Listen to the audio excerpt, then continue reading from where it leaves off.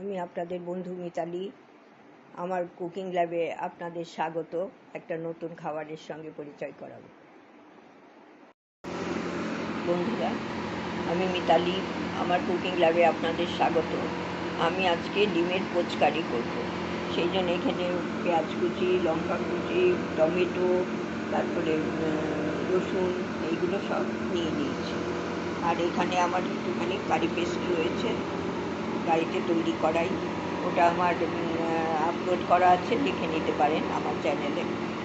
আর এখানে 4টে ডিম নিয়েছি আমি, সেটা পরে দেওয়া হবে। আর এখন আমি এই তেলের মধ্যে এই পেঁয়াজ, আগে রসুনের কুচোগুলো দিয়ে নেব।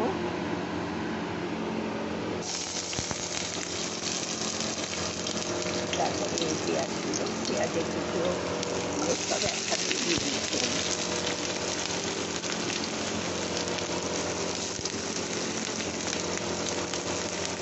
লঙ্কা সব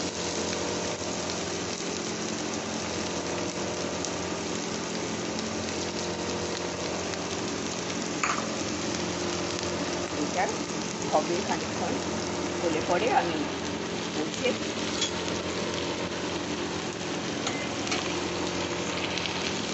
দেখাতে করি। একটু নড়ে চড়ে যায়, আপনারা করে দেবেন, মানিয়ে নেবেন, পাশে থাকবেন সবসময়।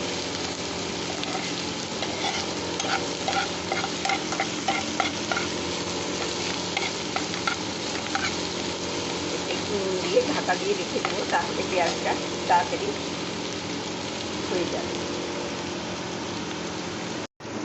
বন্ধুরা, আমি এখানে চৌটা তো মজে এসছে, আমি একটু হলুদ দিলাম হাফ চামচ জিরে গুঁড়ো দিলাম, আর হাফ চামচ আমি ধনে গুঁড়ো দিলাম,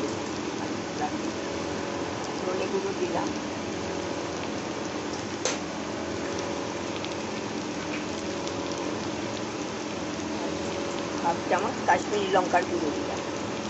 এইগুলো দিয়ে আমি একটু জল দিয়ে দেবো সামান্য, নাহলে মশলাটা পুড়ে যাবে। সামান্য জল দিয়ে আমি এখন কষে নেব।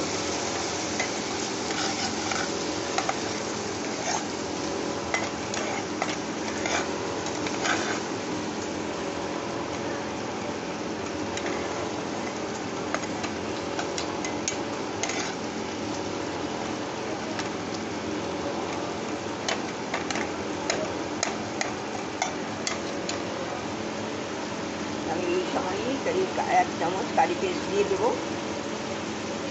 এই যে 1 চামচ কারি পেস্ট দিয়ে দিলাম। কারি পেস্টের আপলোড করা আছে আমার চ্যানেলে, আপনারা ইচ্ছে করলে দেখে নিতে পারেন। এর মধ্যে আছে আদা, পেঁয়াজ, রসুন, তারপর অল্প সামান্য একটু জিরে আছে, ধনে, কাশ্মীরি লঙ্কার গুঁড়ো, এগুলো সব দিয়ে একটা পেস্ট তৈরি করা।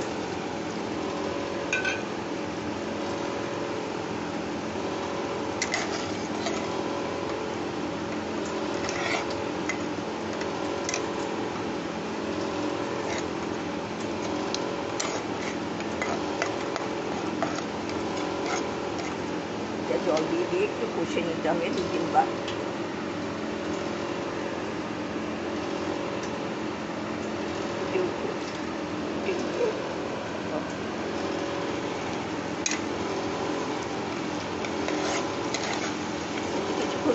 তাহলে পেঁয়াজটা আর একটু নরম হবে। বন্ধুরা, এটা তো কষা হয়ে গেছে, তেল ভাসা হয়ে গেছে একদম। অল্প তেলেই দিয়েছি, কিন্তু খুব সিমে করছি তো, তেলটা মিশে হয়ে গেছে। এর মধ্যে আমি কিছুটা জল দিয়ে দেবো।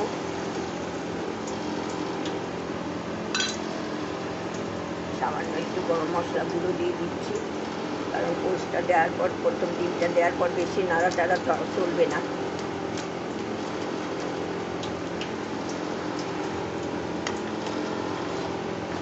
আর একটু নুন লাগবে, নুন পরে দিয়ে দিচ্ছি দেখে, এটা ফুটে উঠে। আমি একটা ডিম ভেঙে রেখেছি, এইটা একটা সাইডে আমি দিয়ে দিলাম। এরকম করে আমি 4টে ডিমই দিয়ে দেবো, দিয়ে ফিরে আসছি। আমার দেখাতে করছি, সেই জন্য দেখাতে পারছি না ওইটা। জন্য একটা দিলাম, এর মধ্যে ভেঙে দিয়ে ঠিক আছে। বন্ধুরা, আমি এই 4টে ডিম তো দিয়ে দিয়েছি পোচ, আর এইটা এখন ঢাকা দিয়ে রেখে দেবো। এটা ভালো জমে গেলে তারপরে নাড়াচাড়া করবো, একটুখানি ওপর নিচ করে দেবো। আর আমি এখন ঢাকা দিয়ে রেখে দিচ্ছি। বন্ধুরা, ডিম তো জমে গেছে পোচগুলোর। এখন আমি আর একটু গরম মশলা দিয়ে দিচ্ছি ওপর দিয়ে ছড়িয়ে, আর একটু ঘি দিয়ে দেবো। ঘিটা আমি 1 চামচ মতো ঘি দিয়ে দিচ্ছি। ঘি দিয়ে এইটা আমি গ্যাস বন্ধ করে আমি রেখে দেবো, ঢাকা দিয়ে রেখে দিচ্ছি, পরে সার্ভ করবো।